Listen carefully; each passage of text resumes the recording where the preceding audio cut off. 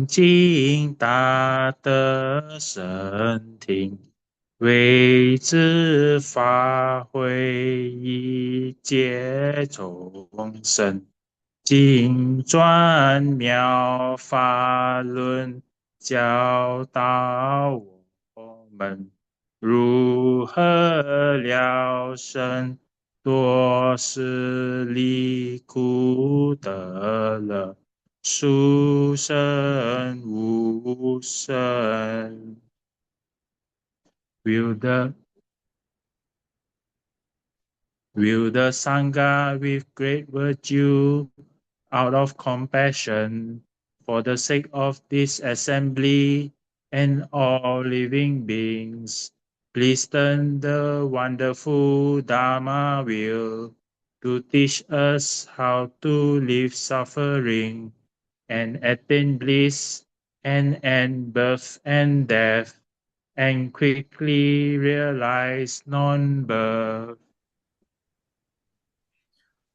Namo tassa bhagavato arahato samma sambuddhassa. Homage to the blessed, noble, and perfectly enlightened one. Namo sadanto suchetoye alahati sanmiao sanputoche. 无上甚深微妙法，百千万劫难遭遇。我今见闻得受持，愿解如来真实义。Supreme and wondrous Dharma, subtle and profound, rarely is encountered, even in a billion eons. But now we see and hear it and accept it reverently. May we truly understand the Buddha's actual meaning. Namo, quelling disasters, lengthening life.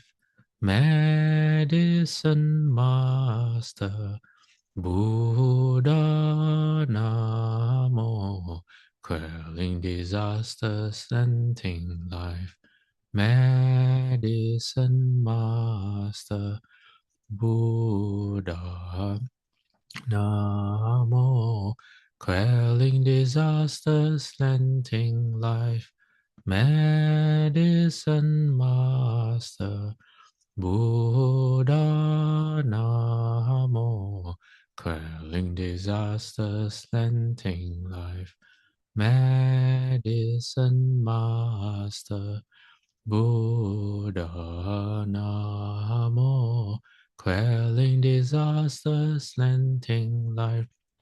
Medicine Master Buddha Namo, quelling disasters, lengthening life.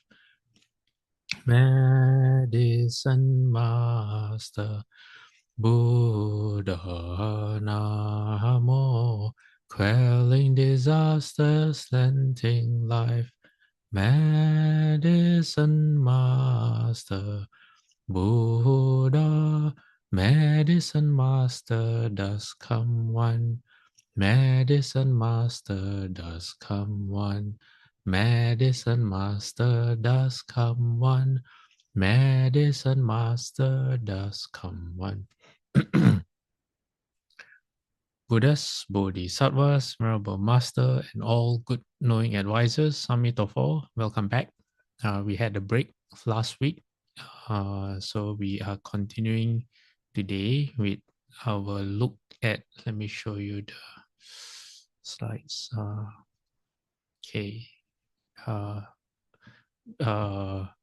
We are looking at the practice of mindfulness of the Buddha, or recollecting the Buddha, or recollection of the Buddha, depending on how it's written. They all mean the same thing, okay? Which means that we hold the Buddha in our mind as we recollect the Buddha. Now, why do we, why are we doing that? Okay, I always like to have some feedback and questions and suggestions on how we can improve. So one of the suggestions that I receive is that sometimes I give too much theory and I don't how you say apply the things that I'm sharing into actual real life usage. You know, like if you were to ask a question, how is this useful for me? Like, okay, Fasha is telling me all this, but how does it make me a better person? Well, sometimes, you know, I'm um how to say I know it's not fair of me to do that, to have this expectation, but usually in my mind I say, okay, if you practice what I'm sharing, then you quickly find out how it's useful in your everyday life. But that's not fair because uh yeah, sometimes some I mean uh I think the job of someone explaining the sutras is also to try to make it as approachable as possible. So if people know, oh, so this is why it's useful, okay, then it's an incentive to practice instead of practicing first and then figuring out later, right?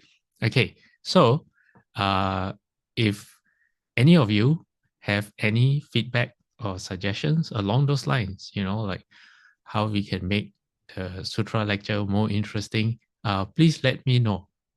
Okay, please do let me know, especially if you have ideas. All right. Also, I'm mindful that sometimes as we go with the flow of the sutra, not sometimes it can get a bit dry because of the subject matter.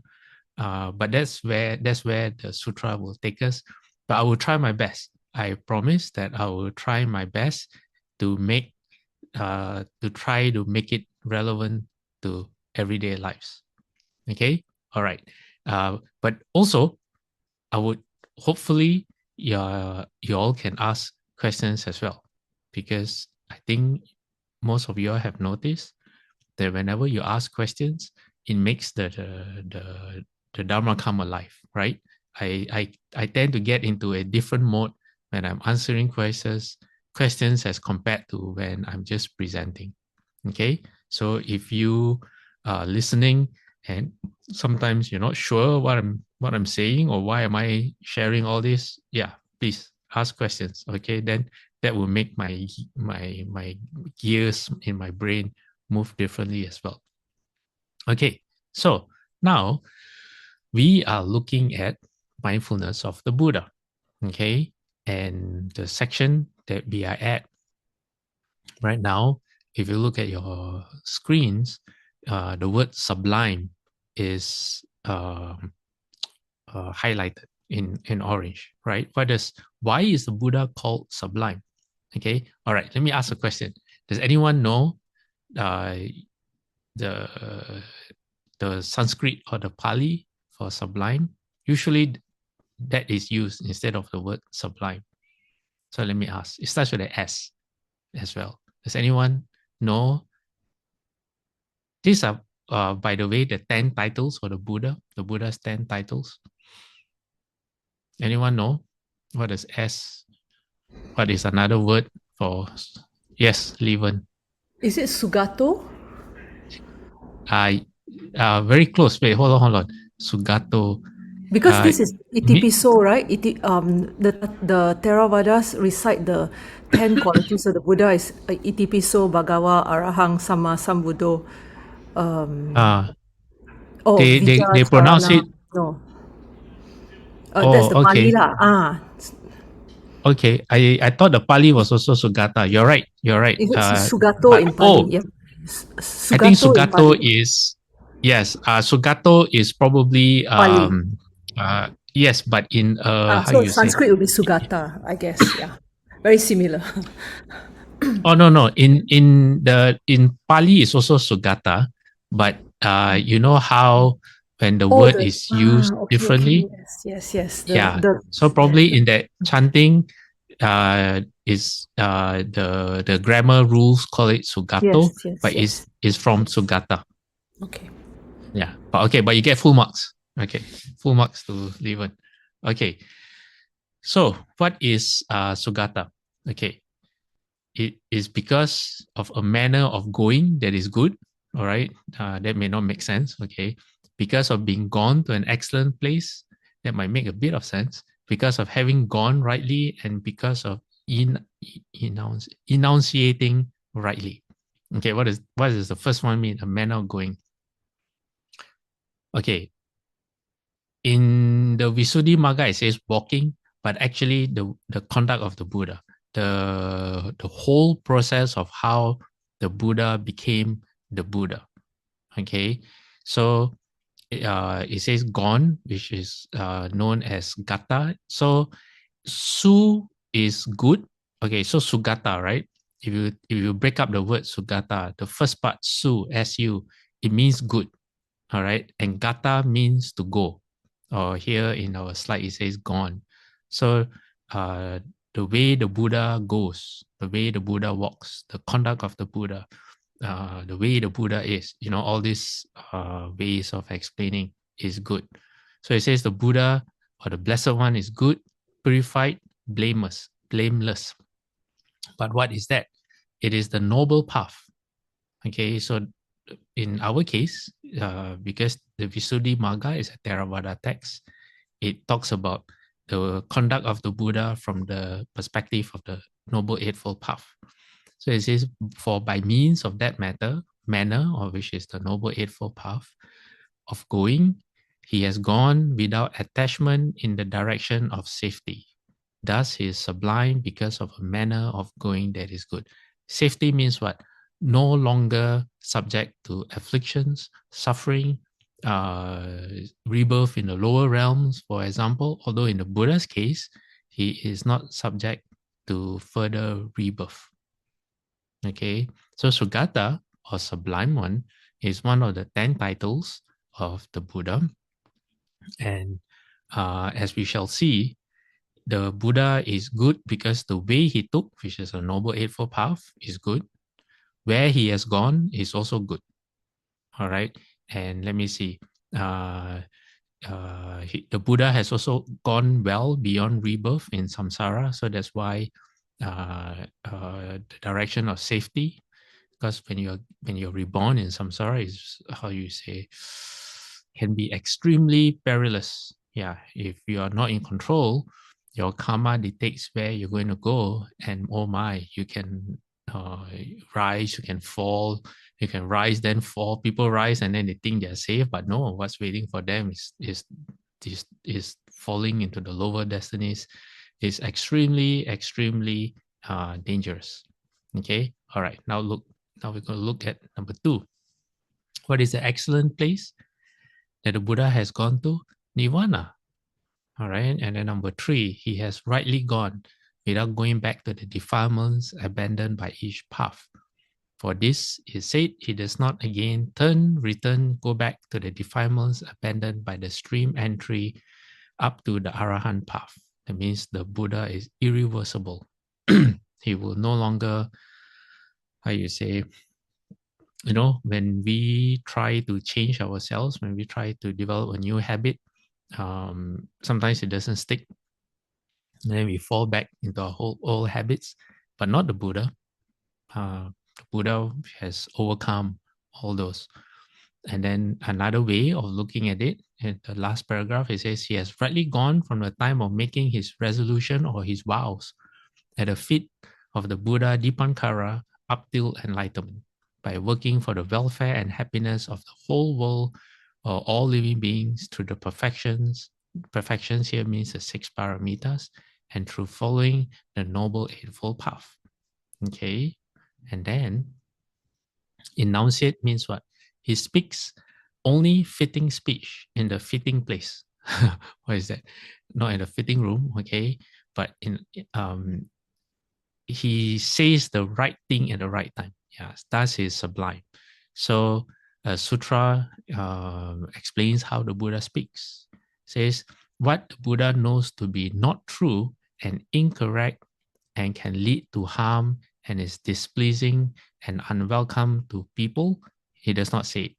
Okay, so this, if you want to know how to practice responsible speech, this is one way. All right. And then if something is true and correct, but it leads to harm and is displeasing and unwelcome to others, then the Buddha also does not speak. Okay, what is true and correct, but may be conducive to harm? Well, if someone has just lost a dear one, in a funeral, and you may say, well, all things are impermanent, and then you make the person upset. Say, what kind of Buddhist are you? You Buddhists are so insensitive. Yeah. So it's true and correct, but not the right time, not the right place. And then if something is true and correct, and then it leads to goodness, that means it helps the person hearing it, but displeasing and unwelcome to others. That means the person doesn't like hearing it. Maybe it's you want to give some feedback, but the person, it's not the right time for the person to receive feedback. So the Buddha doesn't say it yet. He doesn't just blurt it out. He knows to wait for the right time. Maybe you wait for the person to be, or you praise the person first. You just don't criticize straight away. You tell the person all the good things that they have done, and then you say, but what could be better? You could also do this, and then the person is happy to hear it. And then the other category is speech that the Buddha knows to be untrue and incorrect and conducive to harm. That means it's not going to be beneficial, but people like to hear. Okay, it's pleasing and welcome to others. What is this? When you flatter a person, the flattery could not be true. It is not correct. And you could give the person a false sense of themselves. That means they get false confidence, in thinking they are good at something and they are not, and they can harm themselves, but people love praise, right? But in those circumstances, the Buddha doesn't say anything. And then such speech as the perfect one, or the Buddha knows to be true and correct, but conducive to harm, though pleasing and welcome to others, that he does not speak. Okay, but speech that is true and correct, conducive to good, it means it helps the person, it's pleasing and welcome to others, and then for that, the Buddha knows the right time to say it. Okay, now if you, I guess I've already answered the question, how is this useful to me? Now you know how to practice correct speech, right? Okay, now let me move on to the next category. Okay, the knower of worlds. And I have a sutra, which is a very amusing sutra, or at least to me, I always find it very amusing, but I'll share it towards the end. Okay, all right. What is the knower of the worlds? Well, it's kind of literal. The Buddha is knower of the worlds because he has known the world in all ways. For the Blessed One has experienced, known, and penetrated the world in all ways to its individual essence, its arising, its cessation, and the means to its cessation. As the Buddha said, I say it is not possible to know or see or reach the end of the world by traveling to a place where there's no being born, growing old, dying, passing away, or being reborn. But I also say there's no making an end of suffering without reaching the end of the world. For it is in this fathom-long body with its perception and mind that I describe the world, its origin, its cessation, and the practice that leads to its cessation. Okay, what is the Buddha mean by this? Okay, when we talk about world or cosmos, okay, most of us look outside, right? Most of us look outside, like the world around us, our environment, our conditions, the universe. Then we try to go as far as we can, right? Thinking that the more we know, the more we understand, the more secrets we unlock. It gives us hope for something, I guess. But in Buddhism, okay, of course, we acknowledge the Buddhist cosmos.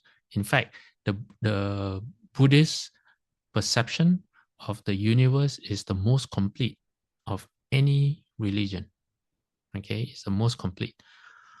We have the 31 planes of existence. All the different realms of hells, and the 4 continents of human beings, not just one.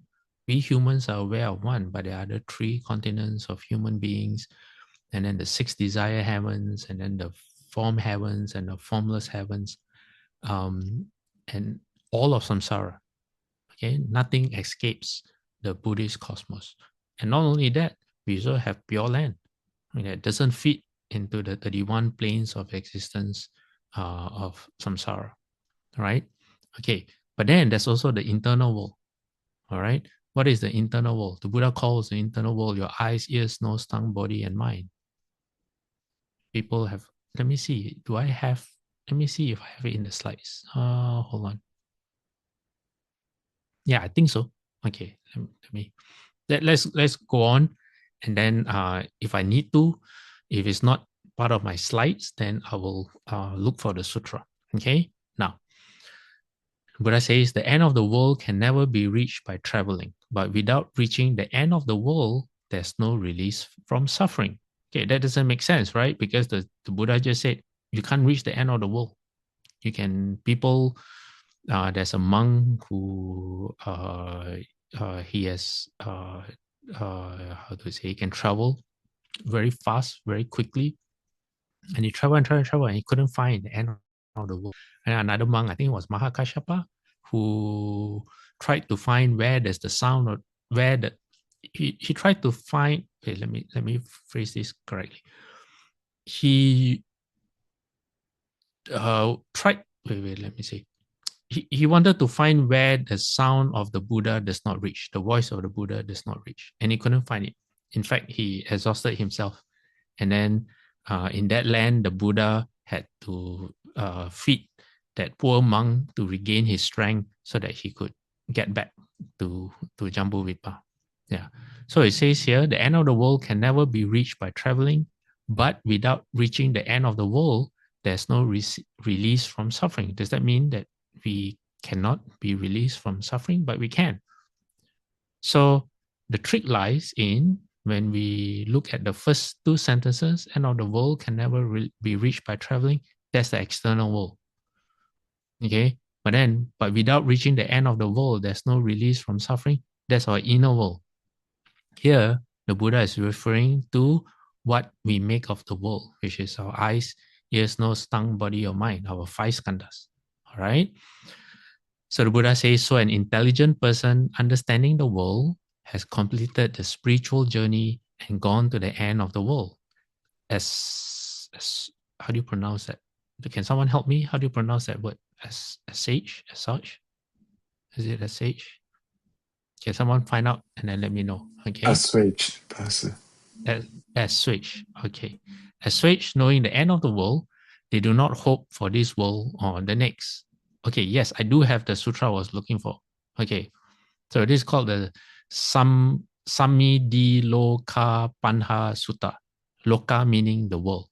Okay, and Samidhi is the protagonist. He's the one asking the Buddha questions. So he says, Venerable Sir, meaning the Buddha, he said, the world, the world. In what way, O Buddha, might there be the world or the description of the world? All right, so what world is he referring to? We're not sure. But the way the Buddha answers is where there is the eye, Samidhi, where there are forms, eye consciousness, things to be cognized by eye consciousness, there the world exists, or the description of the world. Okay, then the Buddha applies the same formula to the ear, the mind, the ear, nose, tongue, body, up to the mind.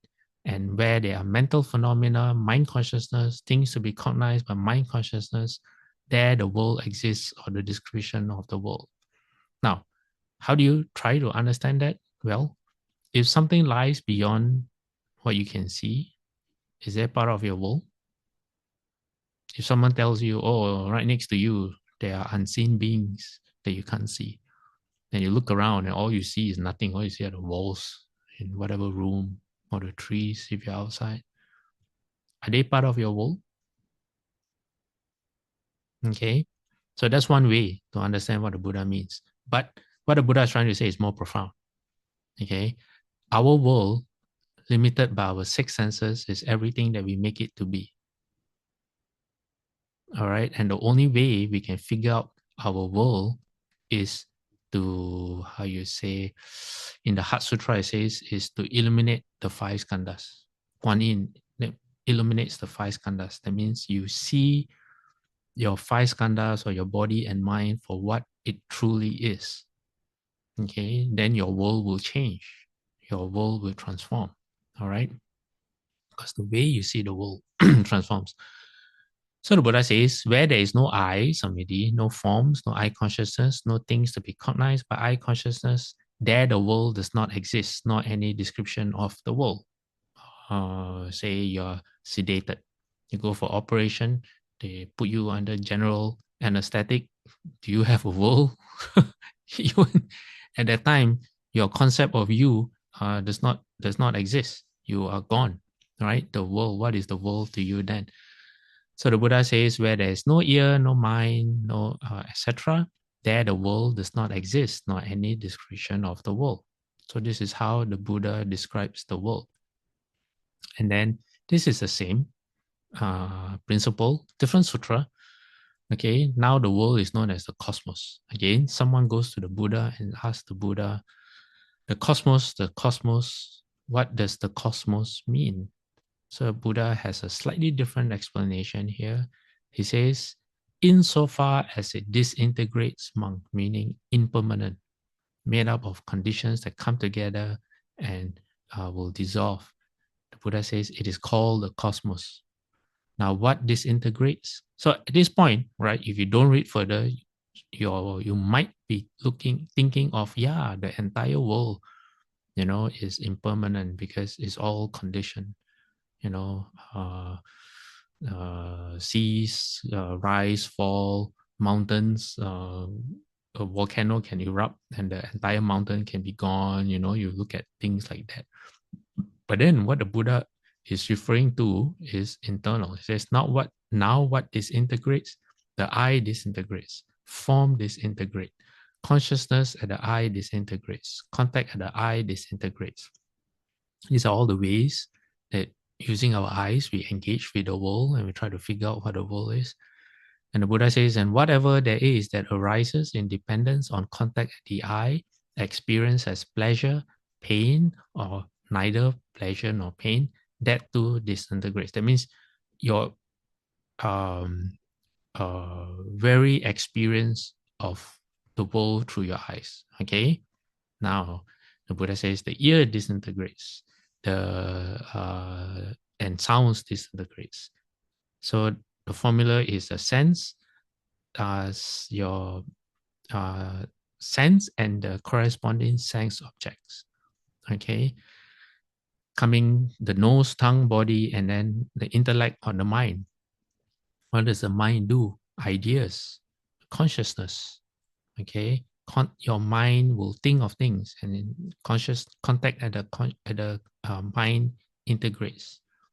And whatever we experience as pleasure, pain, or neutral, that too disintegrates. And the Buddha says that is known as the cosmos.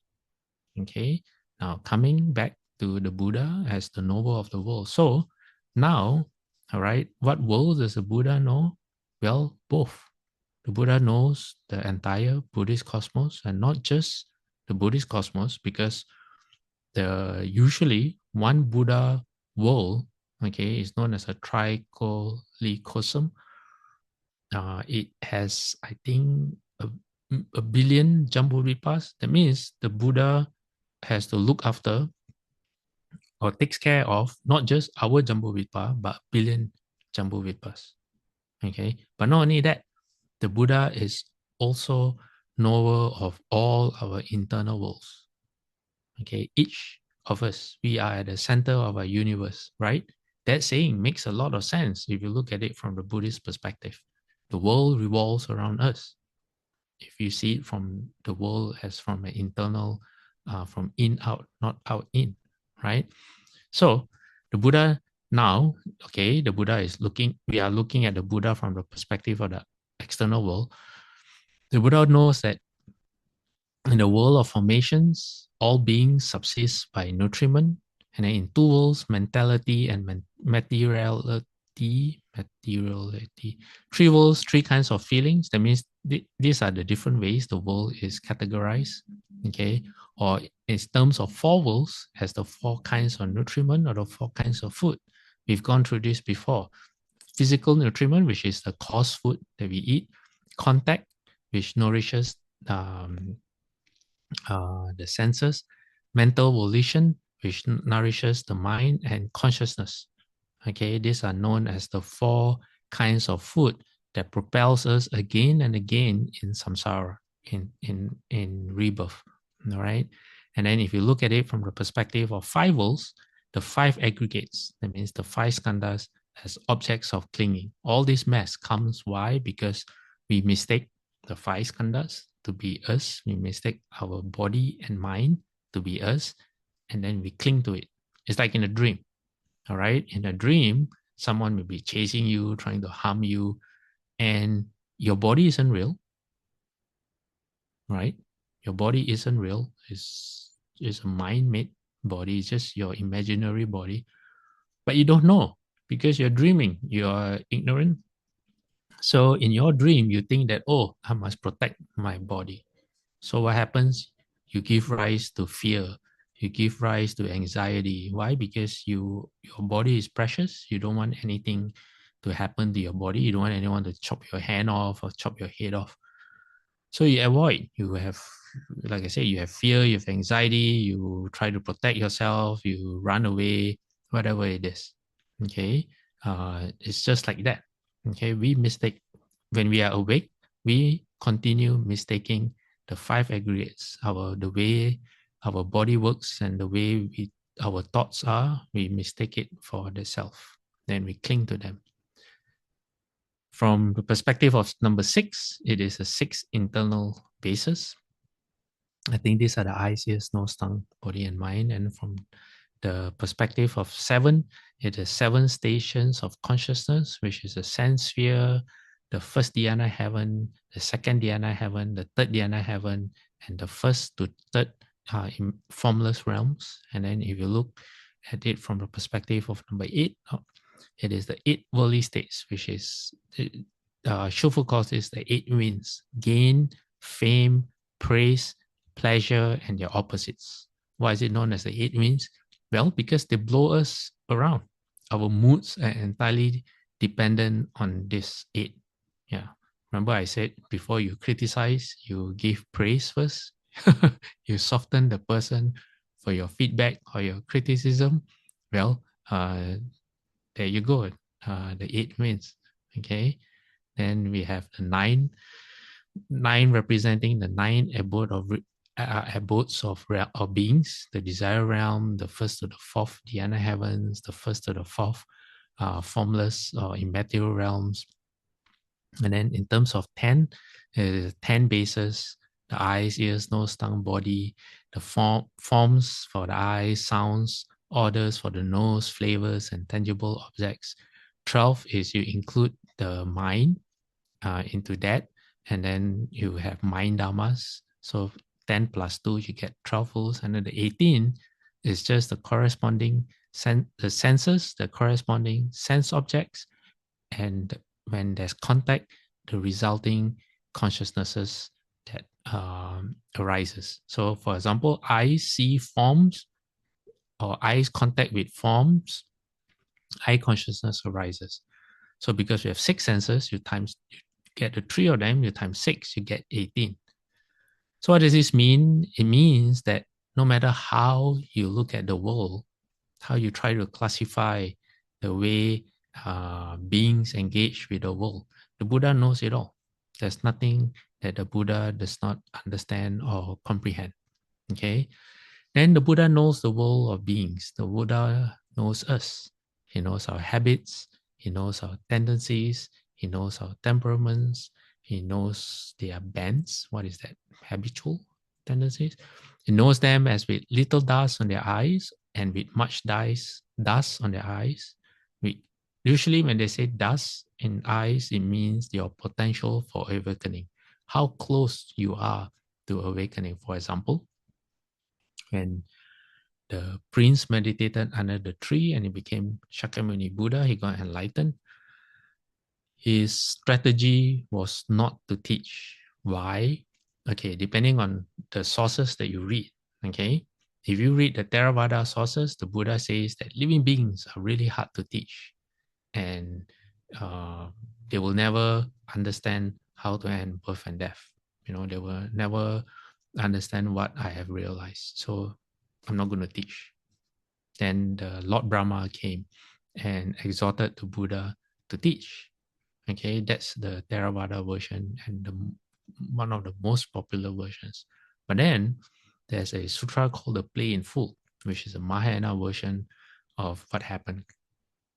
And this Mahayana version, the Buddha, same thing. The Buddha said living beings are difficult to teach.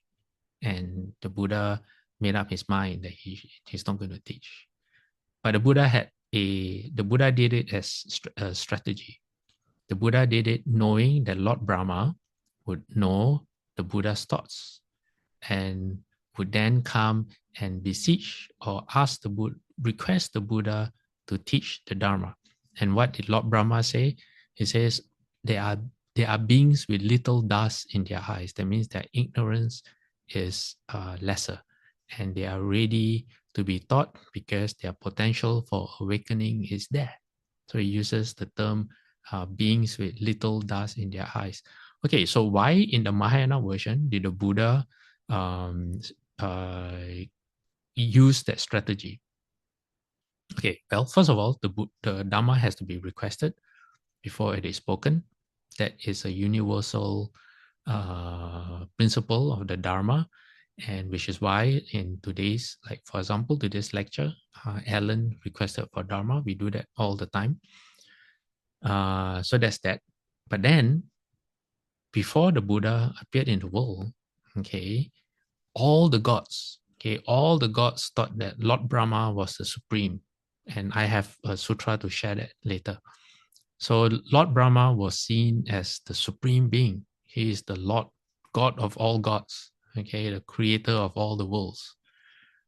So what the Buddha wanted to do was that if all the gods saw that it was Lord Brahma requesting the Dharma, requesting that the Buddha teach, then they will pay attention.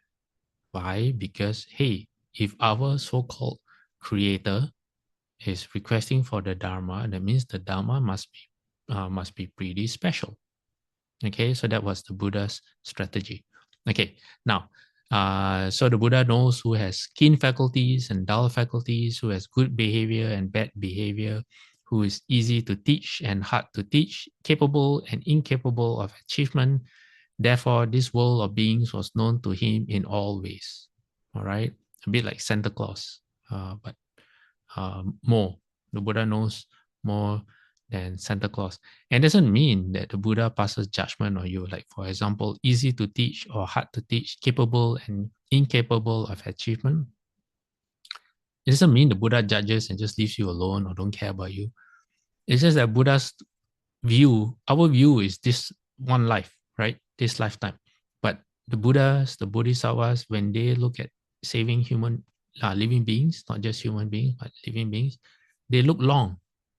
They don't look at one lifetime, they look at multiple lifetimes. Why? Because our potential, otherwise known as good roots, okay, and accumulated merits become good roots, take a long time to develop. Wholesome habits take a long time to develop. And so they do what they can to push you along the path. You have to walk the path, but they try to push you. And so that one day, you too, okay, will have little dust in your eyes. All right? Okay, now, let me see. I have this, just to show you, this is just one world system. So there are 1 billion of this in one Buddha land. Yeah, in Shakyamuni's Buddha land, there's 1 billion world systems like this. So the Buddha knows exactly how it all works, like how the rings of space, the rings of air, the rings of or the discs of fire, how they support each realm and how it all works. The Buddha knows it all.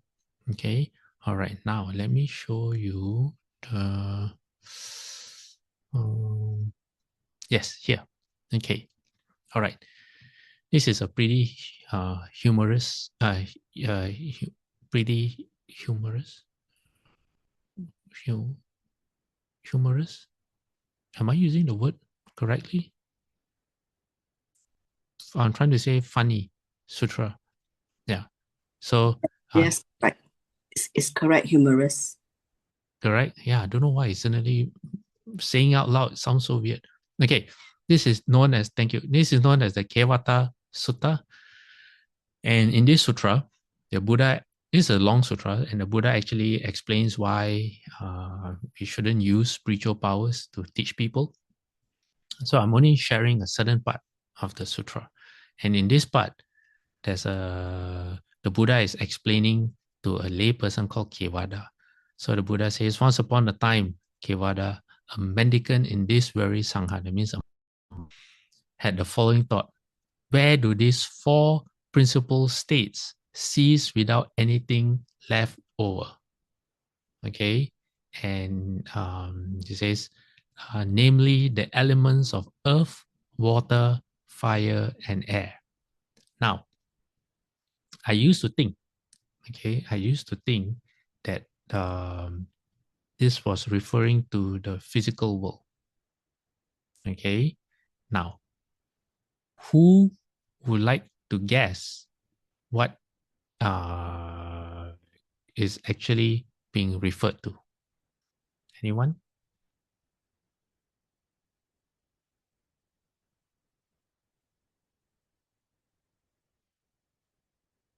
Anyone want to guess? What does earth, water, fire, and air refer to?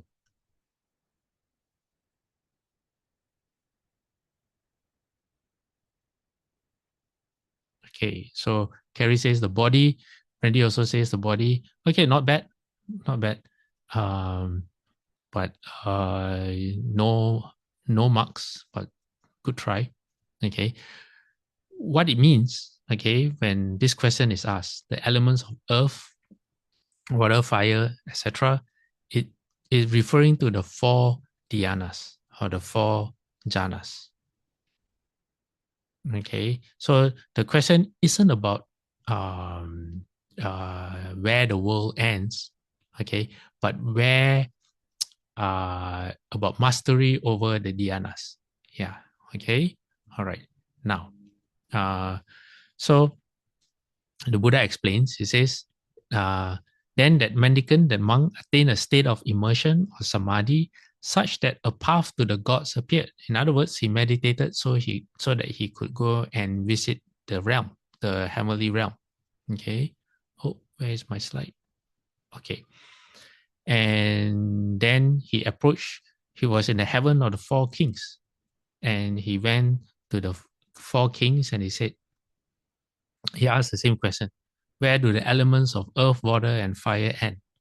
He said, oh, the gods told him, we don't know, but our four great kings, our kings, they might know. So he went to the four great kings and he asked them, where do the four great elements end? And then the four of them told him, well, we don't know, but the gods of the 33, Lord Chakra, who is king of their gods, they might know. So what he did was he went then to Lord Chakra, and then Lord Chakra also didn't know. So Lord Chakra referred him to the higher heaven, okay, which referred him to the higher heaven. So he went consecutively from the heaven of the four kings to the heaven of 33, to the Yama heaven, to the heaven of the joyful gods, and then to the, I can't remember what's the name, where they control the creation of others, okay, and then they don't know. So finally, when he reached the sixth desire heaven, okay, the highest in the desire heaven? They don't know. And so they refer to him to who? Lord Brahma. Okay, that's what it means, the gods of the divinity. That means the first dhyana heaven, they might know. So what did the dhyana heavens are in the form realm. So far, the heavens that he went to, the 6 heavens, are in the desire realm. And of course, they don't know. Why? Because how do you get reborn in the 6 desire heavens? You be a good person. Okay, you be a good person, you help other people, you're respectful, you do good deeds, you are generous. You do all these good things. Or when you are at the point of death, your mind is peaceful and tranquil and you're filled with joy, hopefully with Dharma joy. You are reborn in any of these 6 desire heavens. Okay, so they don't know. Why? Because they don't practice dhyana. But the Lord Brahma, which is in the form heavens, that's you can only get there if you can enter the dhyanas in meditation. So you need some skill, you need some kung fu. So for that monk to go and visit that realm, he had to meditate further, which is what he did. Okay, so he went to the Brahma heaven. He approached the gods of the divinity's host, and this is known as Lord Brahma's retinue. Okay, the translation here is a bit clunky, but that's what it means. It says, reverence, where do these 4 principal states cease without anything left over, namely the elements of earth, water, fire, and air? Okay, maybe at best they know the first one, earth. Why? Because they too are familiar with the first dhyana, but not the rest. Okay, so I tell him they don't know, but they say there is someone who might know. Okay, the great divinity, the vanquisher, the unvanquished, the universal seer, the wielder of power, God Almighty, the maker, the creator, the first, the begetter, the controller, the father of those who have been born and those yet to be born. He is our superior, he might know. Who are they referring to? Lord Brahma. Okay, and look at the high and mighty titles that Lord Brahma has. Okay, if I'm not mistaken, this particular Lord Brahma, again, I think there's I'm not sure how many. I have to figure out if anyone knows. I know in one Buddha land there is 1 million Mount Sumerus. Okay, but if I'm not mistaken, the formless, the form heavens are shared among certain lands. So if I'm not wrong, there's 1 billion Mount Sumerus and the world systems underneath it. But some of the hells and like the Brahma heavens, I think there is either 1 million or 1,000 Brahma heavens in one Buddha land. So when Lord Brahma looks down, he sees like 1 million worlds, and his ego gets inflated because he thinks he created all those worlds. Does anyone know? I've been trying to find the reference of what I read, because other references tell me there is also 1 billion Lord Brahmas in one Buddha land, but I'm not sure because I remember reading something else. Anyway, not so important. It's just interesting to know. So he asked them, he said, where is Lord Brahma now? He says, we also don't know where he is or what way he lies. That means they can't tell when he comes or when he goes. He says, but by the signs that are seen, light arising and radiance appearing, we know that divinity will appear. For this is the precursor for the appearance of the divinity, namely in light arising and radiance appearing. And then not long after they said that, well, indeed, Lord Brahma did appear. So the monk went to Lord Brahma and asked him this question. He says, where do these 4 principal states cease without anything left over? Namely, the elements of earth, water, fire, and air. Okay, now, before we go to what Lord Brahma answers, I think I better show you. Let me show you. Okay. All right. since I already have this slide open. Okay, if you look at the green part, okay, the heavens of the first dhyana, all right, Lord Brahma is in heaven number 3, the great Brahma heaven.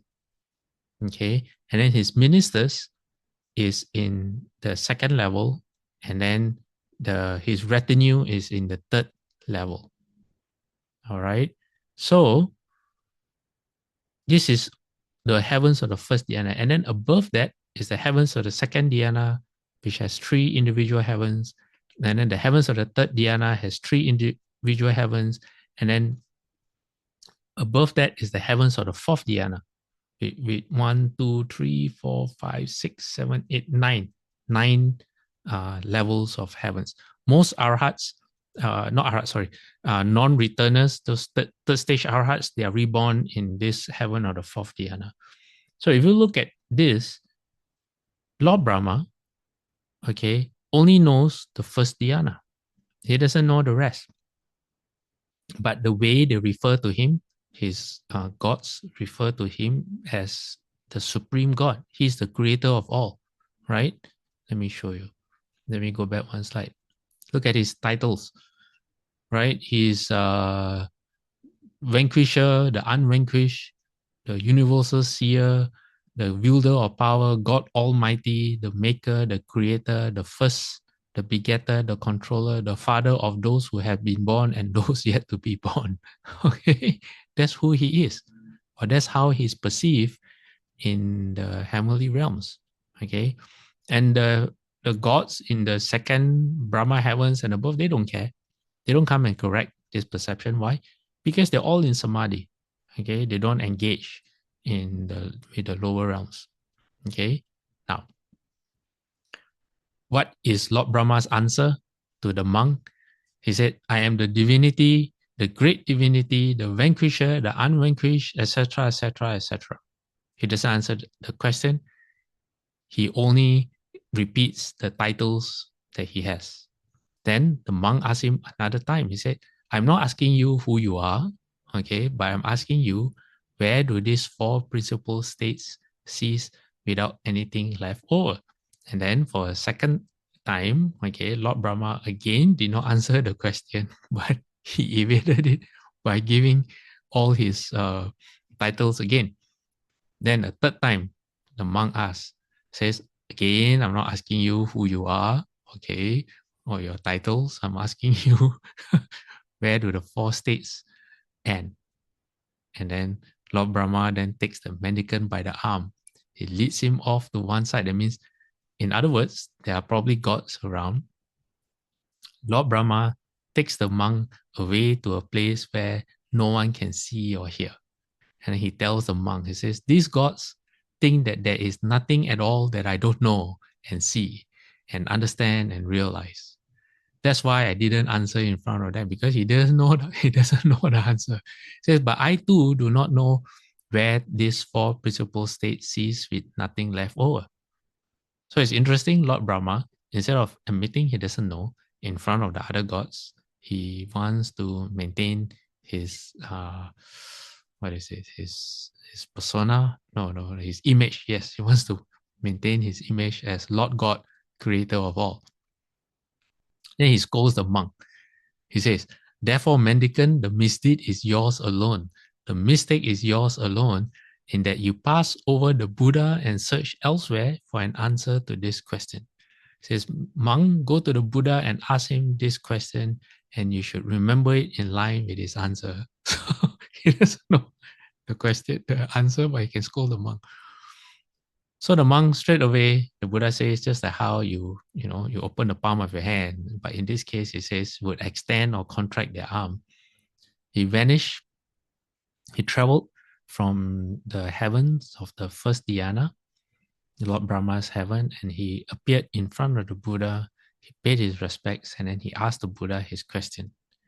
And then the Buddha said, then the Buddha gave him a simile like a gentle scolding. The Buddha said, once upon a time, mendicant, some sea merchants set sail for the ocean taking with them a land spotting bird. So this is a strategy that they have.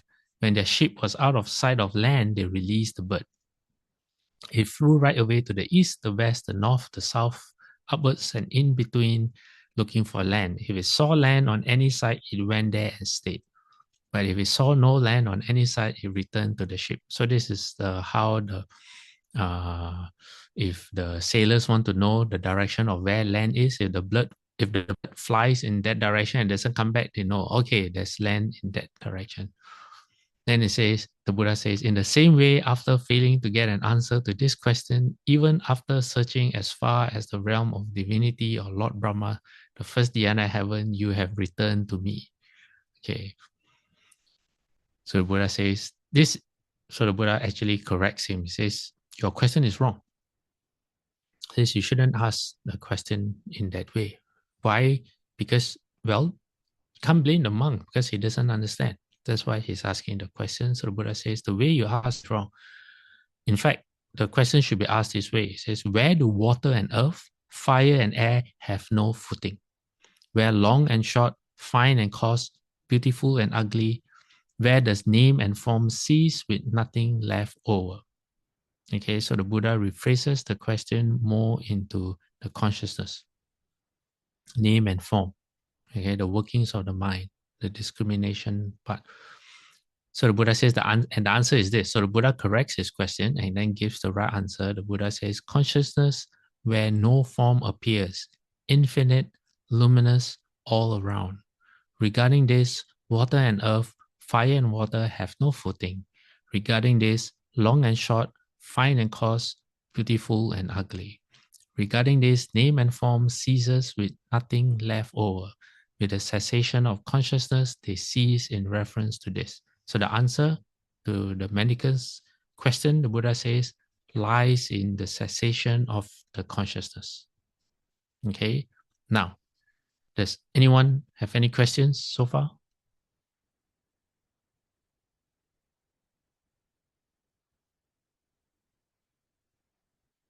No?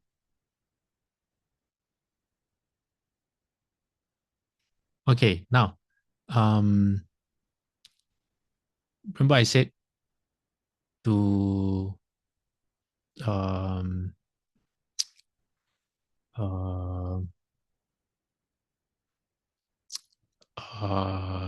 like, how is this useful to me, right? Okay, let me share this sutra with you. Because as we do mindfulness of the Buddha, we are supposed to, wait, hold on. Yeah, let me share this first. I know it's time is up, but let me share this with everyone instead of waiting. Wait, let me see. You know what? No, instead of sharing that with you, I'll share it next week, but then I'll share this instead. Okay? Now, this sutra is called Two Kinds of Thought. Okay, it's very simple. People want to know what is mindfulness. This is what mindfulness is all about. Mindfulness is just paying attention to what's going on in your mind and separating it into two kinds of thought. Okay, but this is not why I'm sharing the sutra. So I will not go into the principle of the kinds of thought, but this is what I wanted to share. Okay, hold on. Here.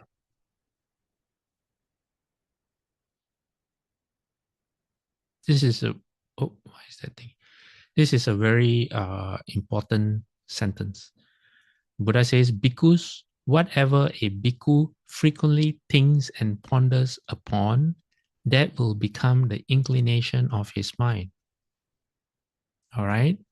It says, if he frequently thinks and ponders upon thoughts of sensual desire, he has abandoned the thought of renunciation to cultivate the thought of sensual desire, and then his mind inclines to thoughts of sensual desire. Wait, let me see. There's another. Okay, here. Actually, this paragraph is what I wanted to share. Oh, how do I get rid of that? Hold on.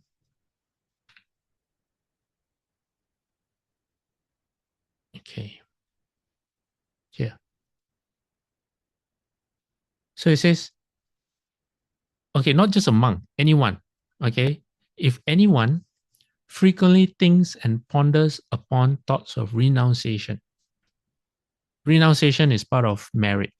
Okay, if you want to make merit, not blessings. Okay, merit. That means the kind of karma that ends birth and death. You need thoughts of renunciation or intention of renunciation, loving kindness, and compassion. So here is renunciation. So it says, if someone thinks and ponders upon thoughts of renunciation, that person has abandoned the thought of sensual desire to cultivate the thought of renunciation, and then his mind inclines to thought of renunciation. If he frequently thinks and ponders upon thoughts of non-ill will, upon thoughts of non-cruelty, then you will abandon such thoughts, and you will you will abandon thoughts of cruelty or harm to cultivate thoughts of non-cruelty instead. So non-cruelty here is also, you can say you combine loving kindness and compassion is non-cruelty, but it refers more to compassion. Okay, so the principle here is what we think about in our daily lives will become who we are, what we pay attention to. Okay, that's why vows are such an important part in Mahayana practice. Why? Because when we make the aspiration for Bodhi to be just like the Buddha, for those of you who have made the aspiration, okay, if you're asking me, how is this helpful? For sure, how is this helpful to me in my daily life? How does this make me a better person? Well, because we are looking at mindfulness of the Buddha. Okay, mindfulness of the Buddha is a way for us to awaken our resolve for Bodhi. It means, in other words, for us to have the aspiration to become a Buddha.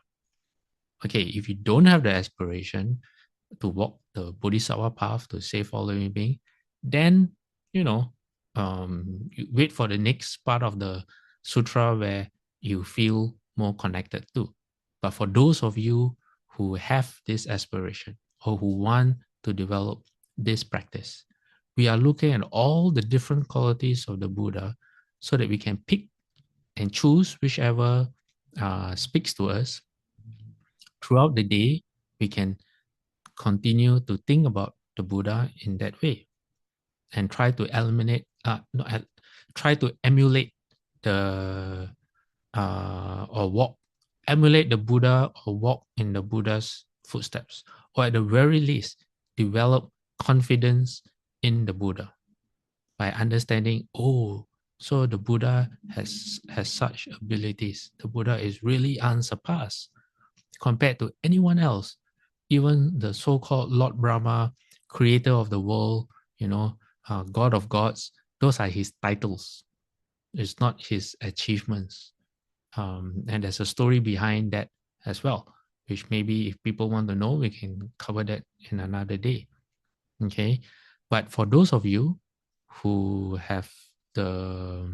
wants to aspire upon Bodhi, resolve upon Bodhi, well, mindfulness of the Buddha is a very, very important practice.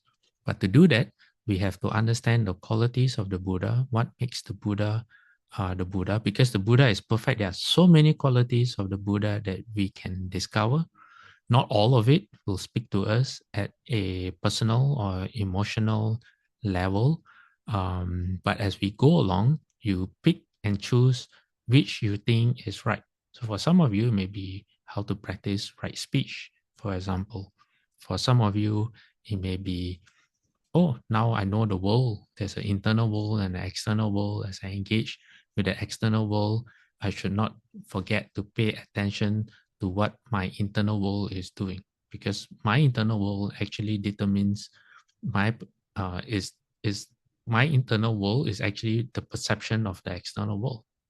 Everything goes through my internal sight, right? And now we know that the more we pay attention to, the more we think about and ponder upon. Okay, the key word here is think and ponder. That means we investigate, we recall to memory, we wonder, we ask questions. Then that's how we can incline towards the Buddha's path. Okay, all right. Anything from anyone before we transfer merit?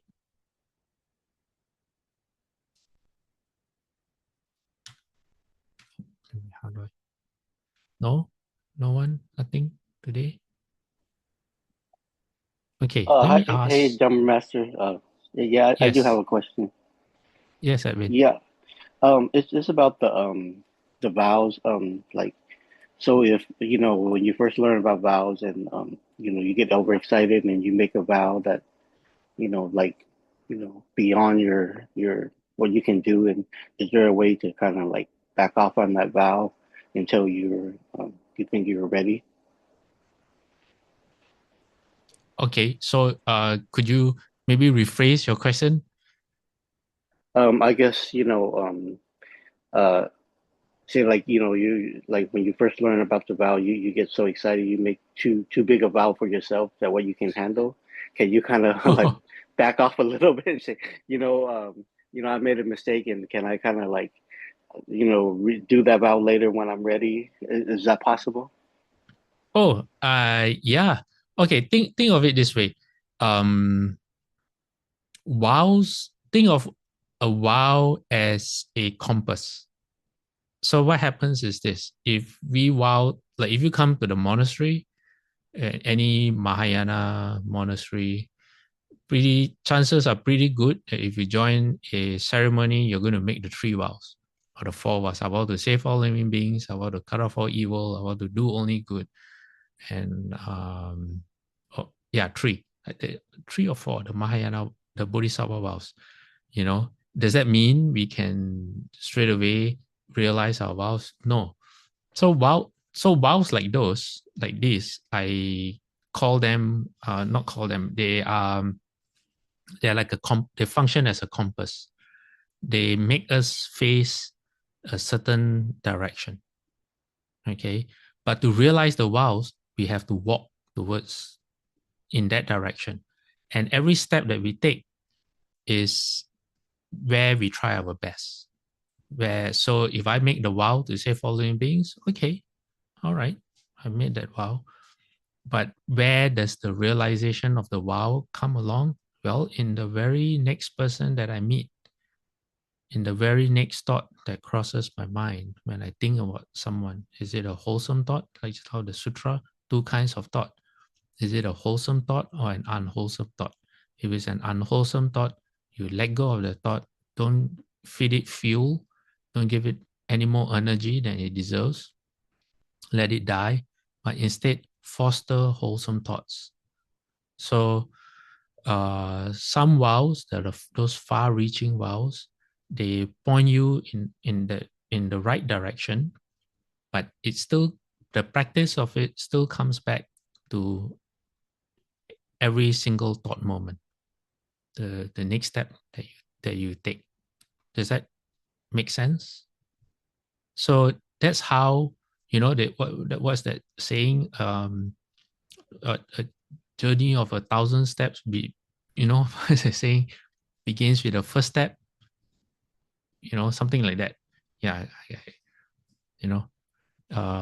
so vows, at least in those far-reaching vows, think of it as a compass. They orient us in the right direction, and then we take every step that we take is towards that direction. Okay, and every step means we try our best. Yeah. Is that helpful, Edwin? Yes, thank you, Dharma Master. That makes Okay. sense. Yeah. So don't be afraid of large or vast, overreaching vows, because the practice still is very personal, very intimate. In the very next thought, very next person we meet, and we just work at it. And if we fail, then we say, oh, it's not easy, but I'm not going to let that hold me back. I'm going to try my best the next time. And then you do it again and again and again until it becomes, you start to embody. It becomes more and more effortless. And before you know it, you're a bodhisattva, but only because you made those vows. Okay? All right. Anyone else? Or anyone want to add to Edwin's question?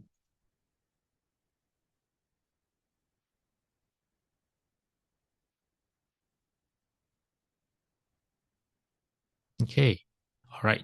So today we shall transfer merit. Does anyone remember which sharing transference we use? Oh, I have a question for everyone. Is it okay if we begin our lecture an hour earlier?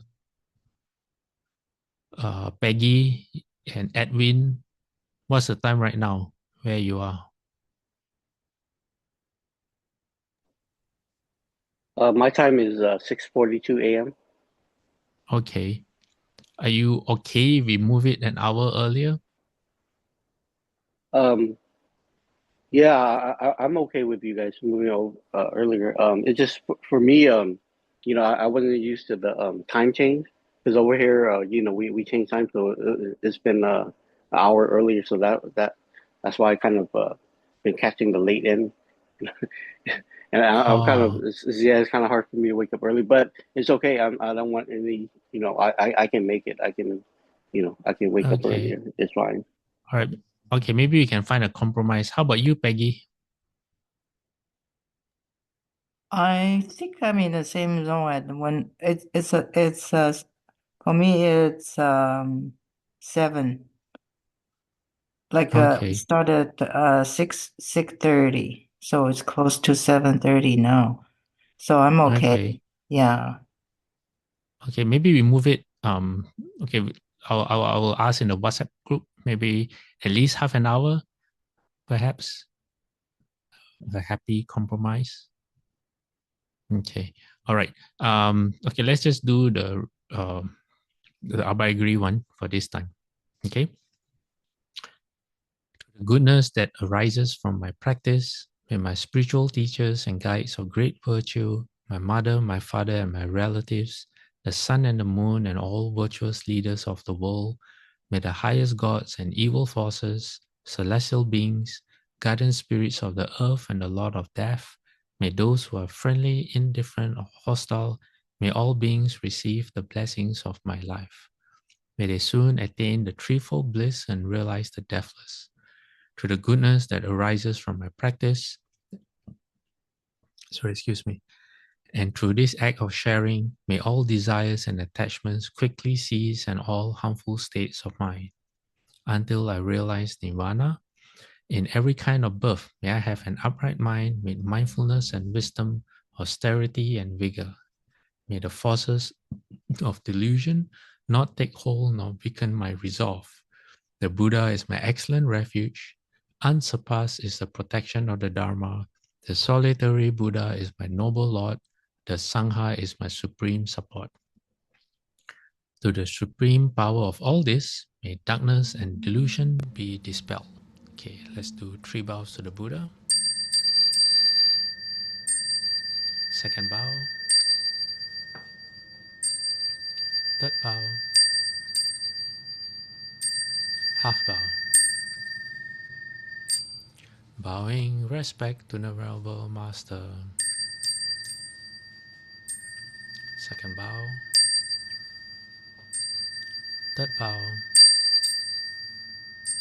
Half bow. Okay, Amitabha everyone. We'll see you all next week. Amitabha.